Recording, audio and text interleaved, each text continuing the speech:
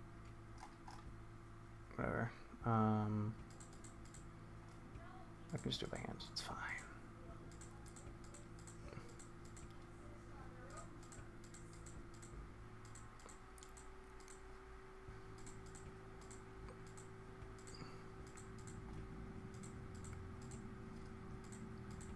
So many octagons.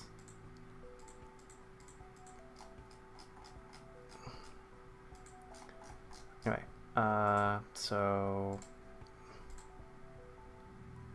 come on, paint bucket.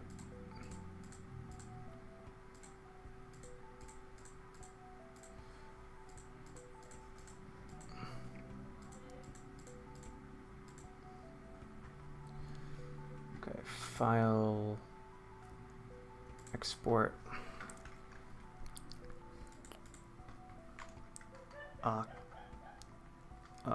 Next one.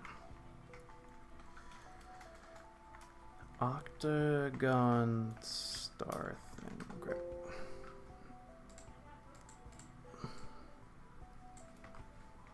Star thing. And then where's that website that we could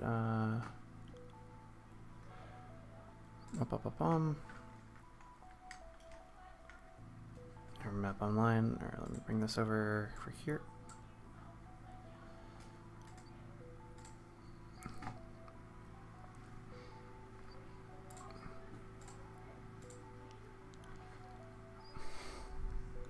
Huh, that's not quite what I want.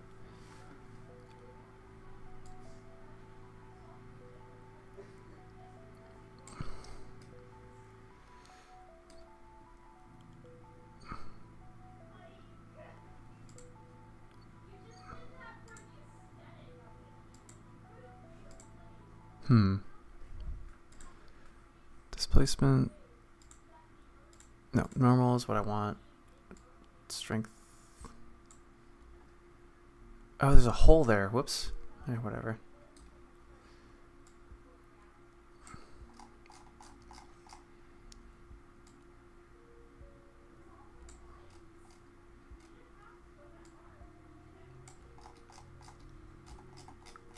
Kind of like it like that.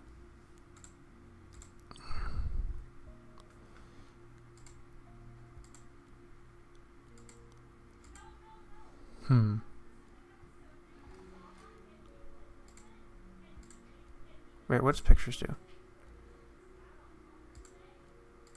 No, height map. There we go.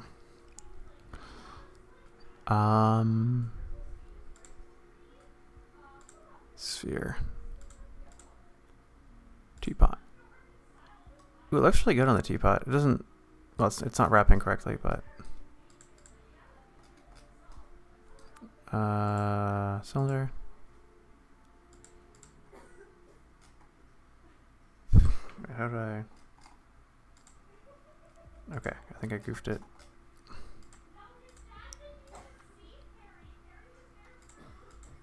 Why is it not... Okay, whatever. I think I'm gonna just export this and call it good. And now in Blender, material.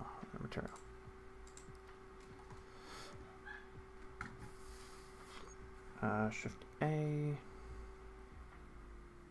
texture, image texture, open, downloads,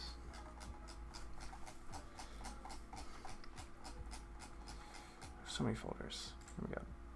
Open. Color. Is there a way? I want to shrink this. I want to shrink. Because that's way too big.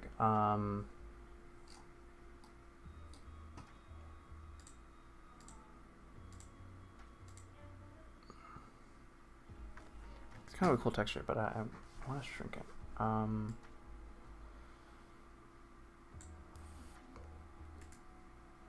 Okay, Shift A. Normal map.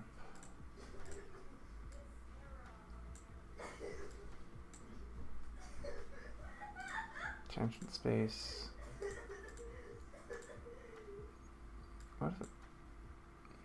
doesn't do anything. Strength.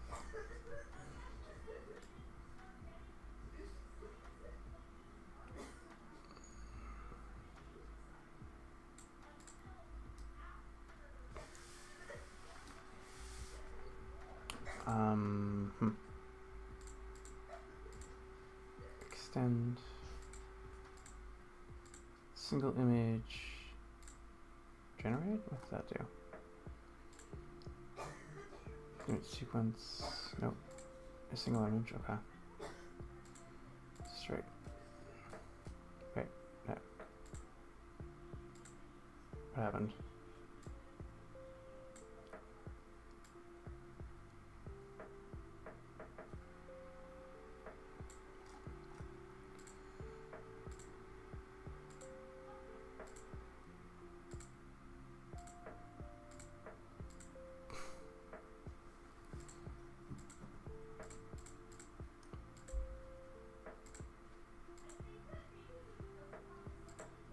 Do I have to start over? I think I have to start over. Open. You know, let's just let's see what happens with that. Nope. Open. Downloads.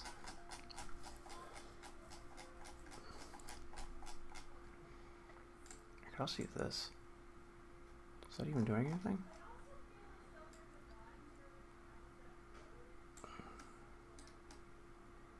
Very subtle if it is doing something.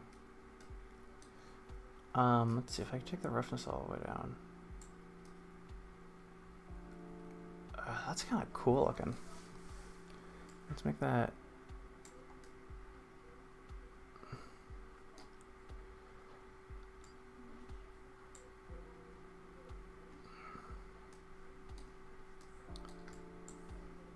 Okay.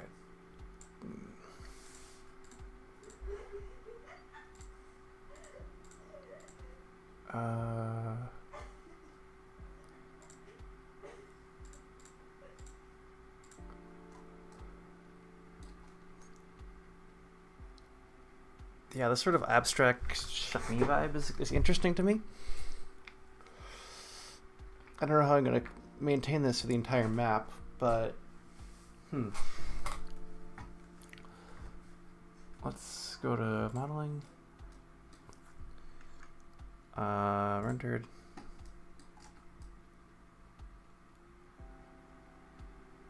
Yeah, look at that. That's fun. Is this going to be bad for performance? Probably.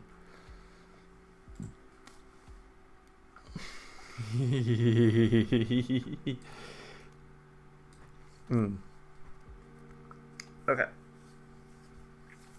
Time to figure out what the map even is that I'm trying to draw. File, new, create. Okay, don't need this big. There we go. Here's my pen. There it is. So I really like the little orb thing I've got, so I want like maybe at least 4 of them. Maybe it's like sort of some sort of barrier. If we do that, well, that does not look good.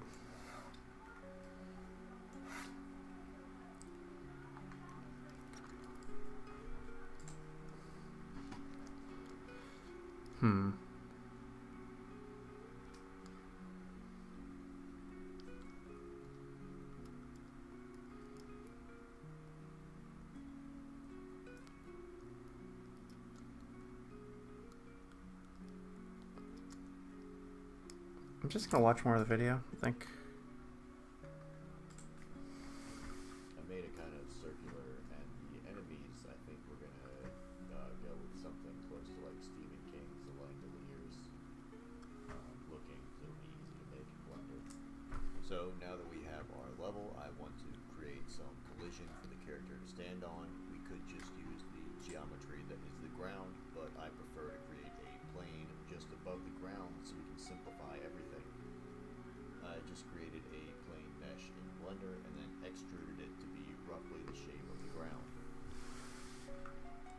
Okay. We are now going to export our model and begin building our game in Godot, but before we export, we must create a game to export into. Right. So this is where kind of the Blender thing ends. So yeah, he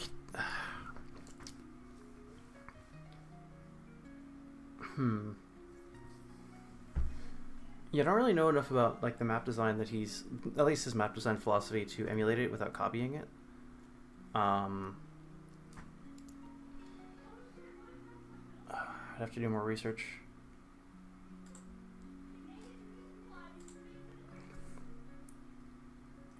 Let's add a mirror modifier just for fun. Here we go.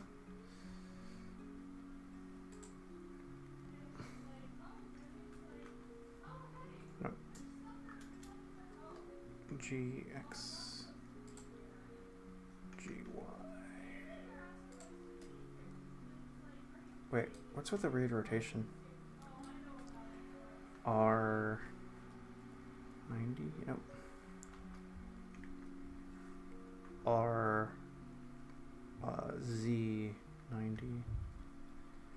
Nope. 270. There we go. Those are all facing outward, defending something. There's some sort of thing in the middle. There's a barrier. I don't know. Point is, they're all. There's something in the middle they're defending. I don't know. And then the game would be like. Yeah, so there's the thing in the middle you're trying to defend, and then there's zombies or whatever coming in. Thankfully, you have Dr. Shotgun. PhD stands for pretty hot dude. And so you can kill the zombies. Well, I'm just going to see what he does and then sort of work from there. Nothing about this has to be super complicated. So let's put Blender to the side and open up Godot. Once we are in, we can choose the new project.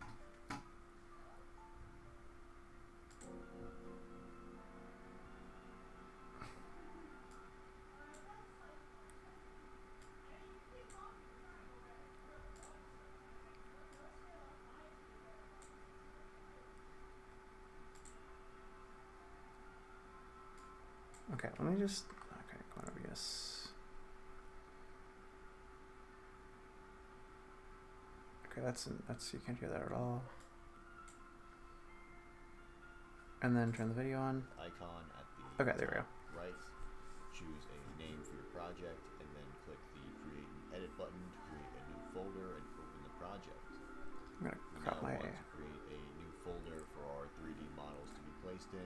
You can take whatever approach you want to organizing the files here. Make an assets folder and then make a folder for the level and characters. It's up to you. This project is pretty small, so it doesn't really matter that much, but a lot of organization. We now have a place to put our models from Blender, so let's return to Blender and then export them to this folder. To export the project, we can go to File, select, Export, and choose the GLTF 2.0 option.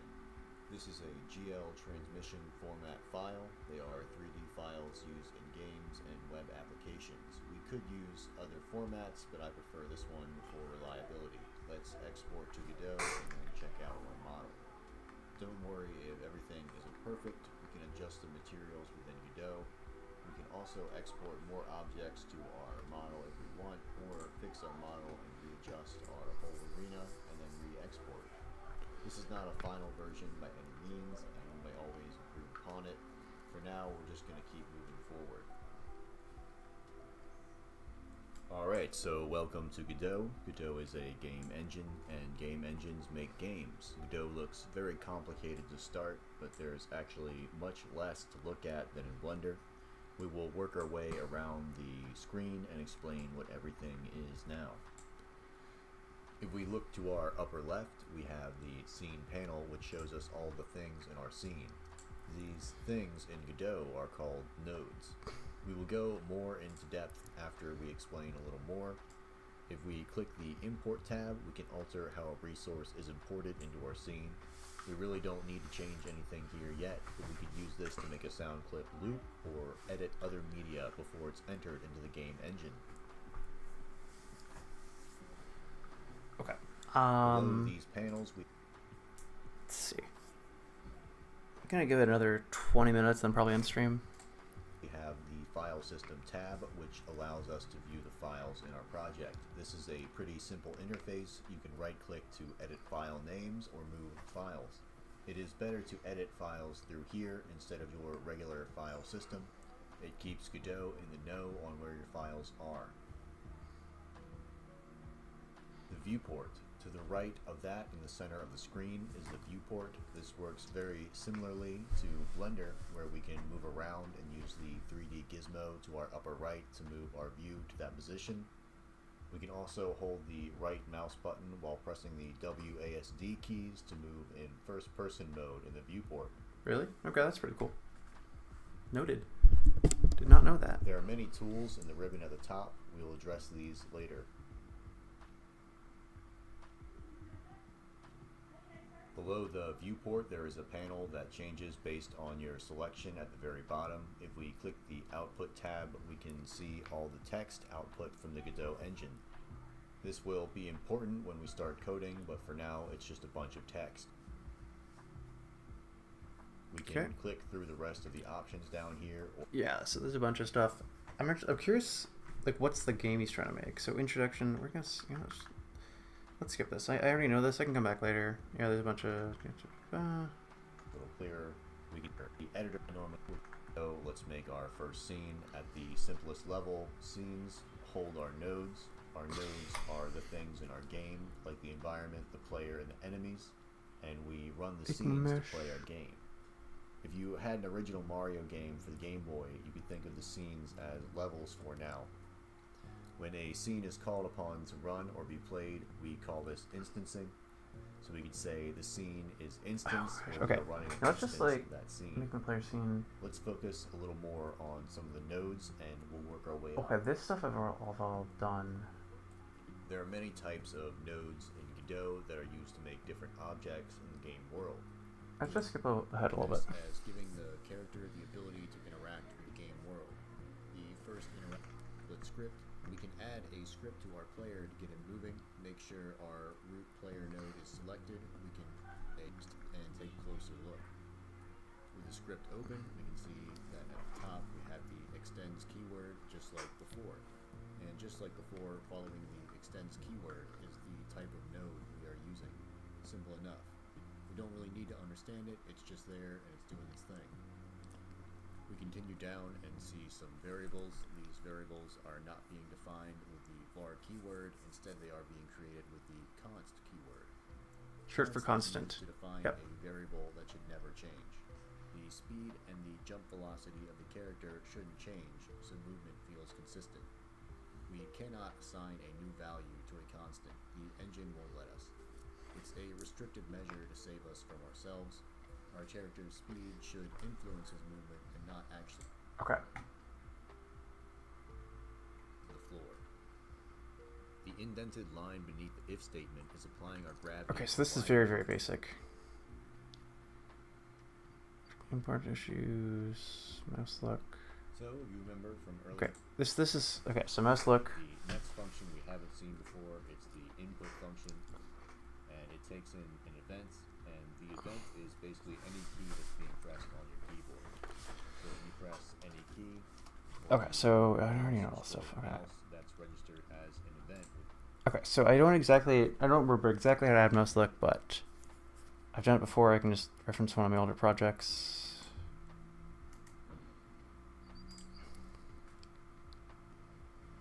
Let's see.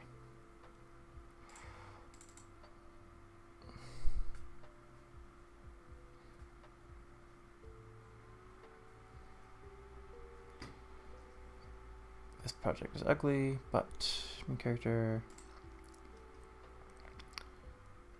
Okay, I don't remember exactly how the clamping is supposed to work because it's something kind of weird here, but yeah. So just so this I've done. And so we're taking this if statement here, and we're setting camera holder to make it easy to deal with. So now if we go back to our level, having added that into our Okay. script right here, making sure to change the Y and the X respectively, we can run the level, and we should be able to look up and down, left and right. And Wait, it's only one line of code to do both? Or is there multiple scripts? What's going on here? Oh, okay. So one's on the player, one's on the camera. Got it. we can run the level, and we should be able to look up and down, left and right, and move in all directions. And we move with whatever direction we're looking at. So that's good. There are no limits to how far up or down we can look. So Okay, yep. Gonna fix that. I've already done this in other tutorials. And if we fall off the edge here, we slip into the abyss and fall forever because there's nothing to collide with down here. But we can fix all that and we'll keep going. Let's keep doing fun stuff. Alright, so our scene really looks like shit when we go into it, so we're going to zazz it up a little bit. So first thing we can do is grab our plane here, and we really don't want this to be seen. So yeah, just hide it. We can actually grab the static body and just pull that out of here.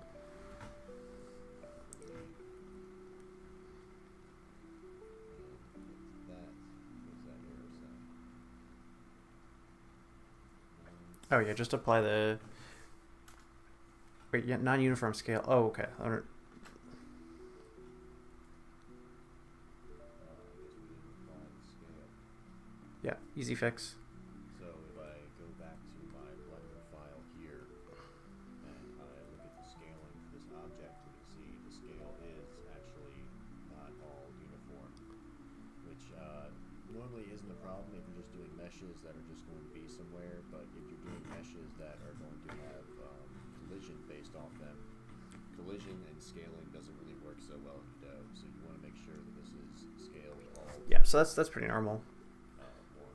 Not all to one, but it's all scaled to one. So I gotta click on that. I gotta go Control A, and then we'll apply the scale. The other ones here, the location and rotation, you can leave those where they are. That's completely fine. Let's just grab everything in the scene by doing Control A, and then go. We'll just hit A and then Control. Okay, so I want to see what the game looks like. What's the game? He didn't explain that earlier. Scale. So we can file, export, GLTF, and we're actually going to go to the documents. Test project, fastest level, and we're just going to save right over top of it. And then we're going to go back to Godot, and we'll probably have to just take this and delete it, and then we'll just drag it back in.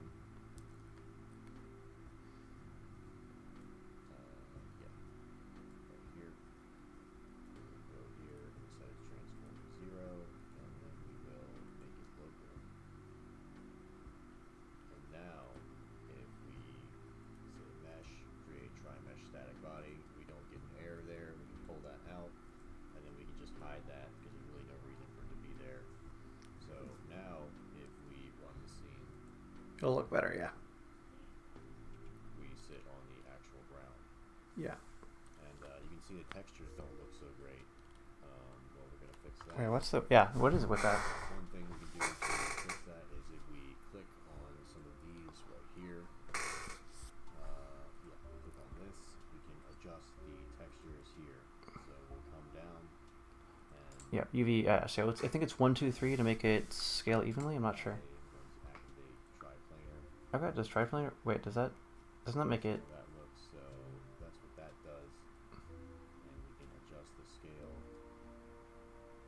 It looks very tiled. This type of look, you can go like 0.02. Yeah, and making it smaller makes it bigger. It's a little confusing. Good. We don't have to use that planer. We can still adjust here by clicking and dragging. Yeah, the tile is not hidden as much.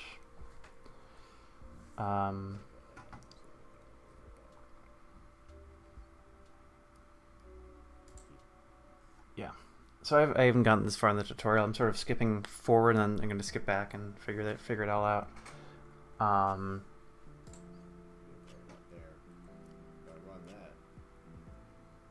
Oh yeah, lighting.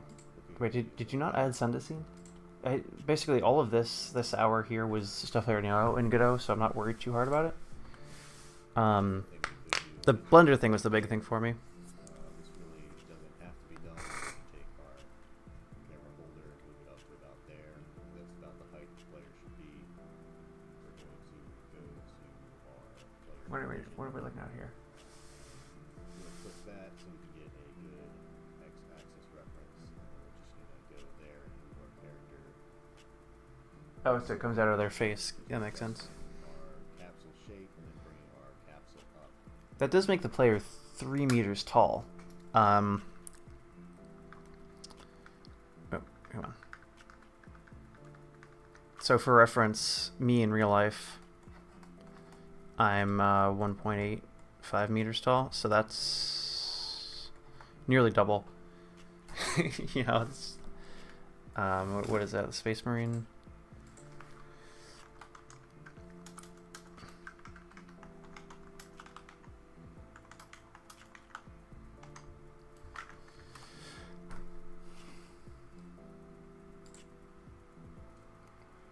It's not even that extreme. Yeah, there we go.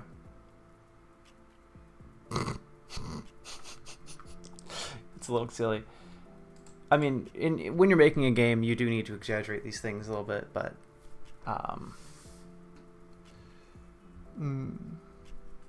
3 meters is still pretty tall. Like, that's very... So that looks pretty good right there. We're going to save that. Now if we go back to our level, we should be sitting a little bit higher off the ground. That feels a little more normal to me. So the next thing we can do is adjust these. Then go into the material. And you can really change whatever you want here. I mean, you could change your texture if you want. You can adjust the color if you wanted to. Make it more bluish or whatever.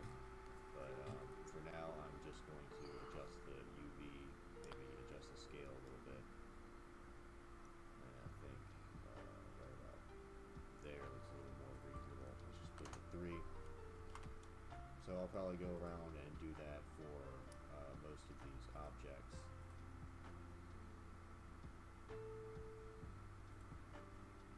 If you were a real artist and you were like super into UV editing and all that stuff, you could do a better job of this. I really don't enjoy it, so I just kind of take an approach and Just wing it, yeah. I think that looks pretty decent. Let's have a walk around this scene now. Add the sun to scene, please. A little better. We do need to add something, and that is the world environment. So if we go to the add node menu and we add world environment, this is what actually gives us all of our shading. We click on environment, we say new, and then we have to fill this out a little bit. We have a clear color background, which is not what we want. We want a Custom color. sky. And we select our sky, we can say new sky. And this is basically how Godot works. You just have to keep on filling out all this shit until it's got all the stuff that it needs. So let's do new panorama, and then we can add a panorama in here. New text, yep. I believe I actually made a panorama somewhere. Yep, there we go. Try this, drag in that star field. There we go. And that looks pretty solid. I really like the starfield. That's my favorite asset he's made. We have a Huh, why is it reflective there? kind of background. We can make that a little bit larger, and we can come down here and add different type of can minus or subtract or add to the sky contribution or the energy. Okay, so yeah, I think I'm gonna end it here. Actually, I'm gonna skip ahead a little bit. Scoping enemy groups, adding navigation.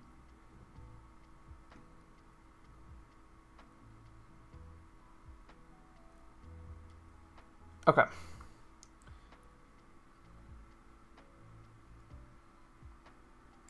The shotgun is going to be more interesting here. Okay. So let's arm our character. I'll show a time lapse of me creating a shotgun in Blender. I created a Mac 10 and a Glock pistol as well that we'll put on the wall for the player to purchase. We may make more items, but for now this will demonstrate enough. Okay, so that, because that moves is going to be a separate object, that makes sense.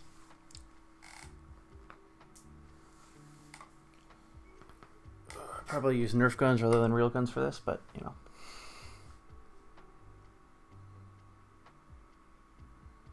Okay, yeah, that looks nice and cartoony. Oh, and you're gonna make the animation of like cocking it back and ejecting the shell and everything. That's, yeah, hell yeah. And then I assume you're gonna animate it in, yeah, Godot. First, we will use a Node 3D to create a weapon holder similar to what we did with our Yep, camera holder. yep. This just makes it easier for when we change weapons later. We will have a holder to parent the weapons to. We make the weapon holder node a child of our camera holder node so that the gun looks where we look with our camera. Okay, then it shouldn't have a transform. We can drop our shotgun GLB into the scene. Once in the scene, we will right-click on the node in the inspector and then select Make Local. We will then right-click on the node again and select Save Branch as Scene.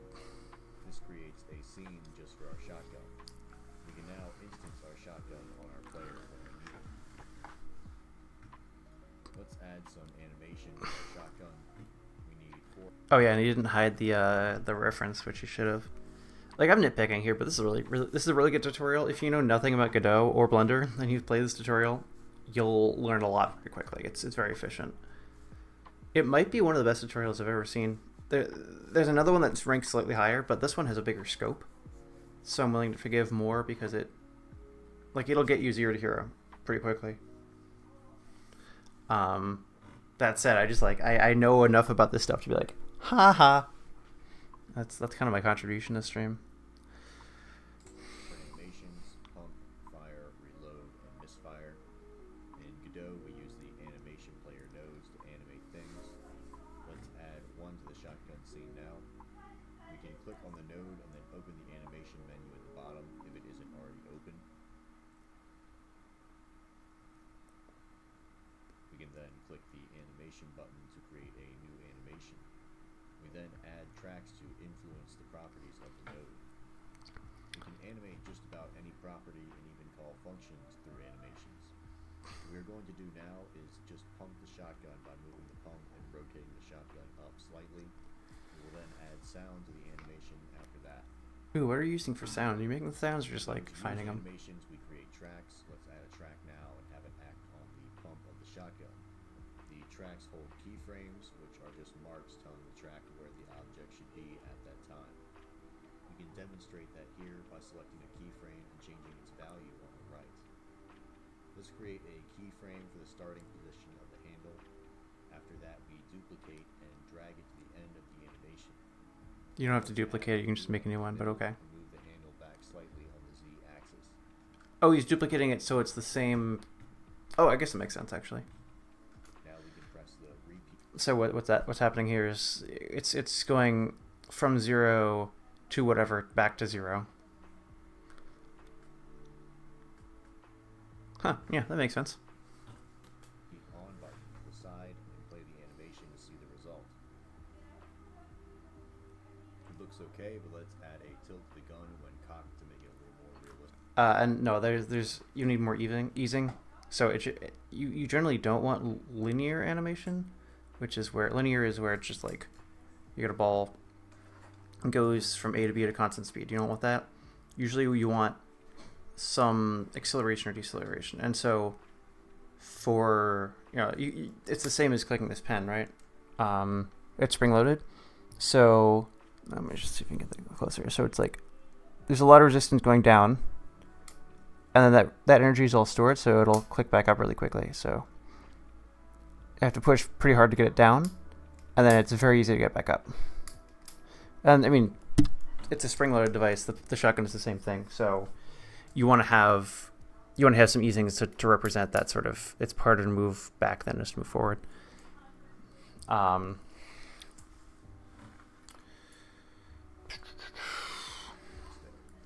we add track and then select the shotgun node at the top to select its rotation property.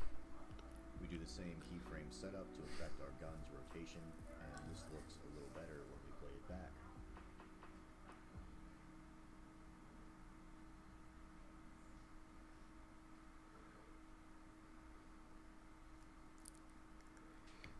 Okay, 15. That's actually not much recoil. That actually looks pretty good, but it's still, yeah, it shouldn't be linear. It does kind of look it's kind of a funny animation. Okay, I'm losing steam. I don't want to do other things. I'm gonna end stream here. I'm glad I'm doing this. I'm gonna keep doing this probably in addition to all the other stuff I'm doing. Yeah, so I think that's gonna be the end of the stream here. I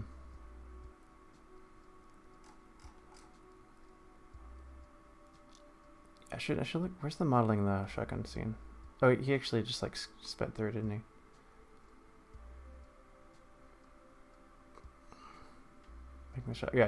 Yeah, I watched the whole thing. He sped through it. I should learn some of this stuff, but for now, just gonna end the stream. Thanks everyone for watching, and I will be back tomorrow. YFK? Oh, okay. I was just about to end stream. If you have anything out, I might go on a little longer. Hello, Mio. What does YFK stand for?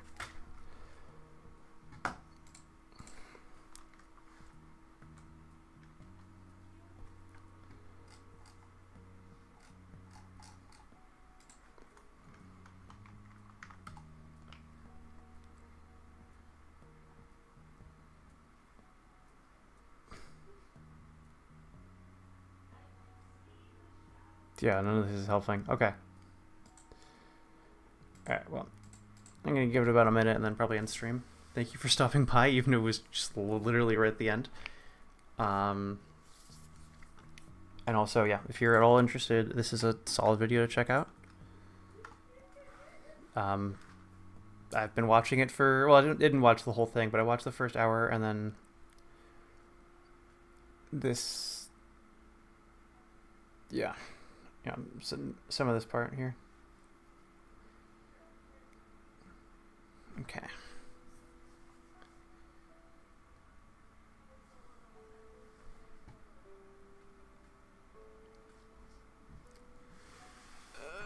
Oh.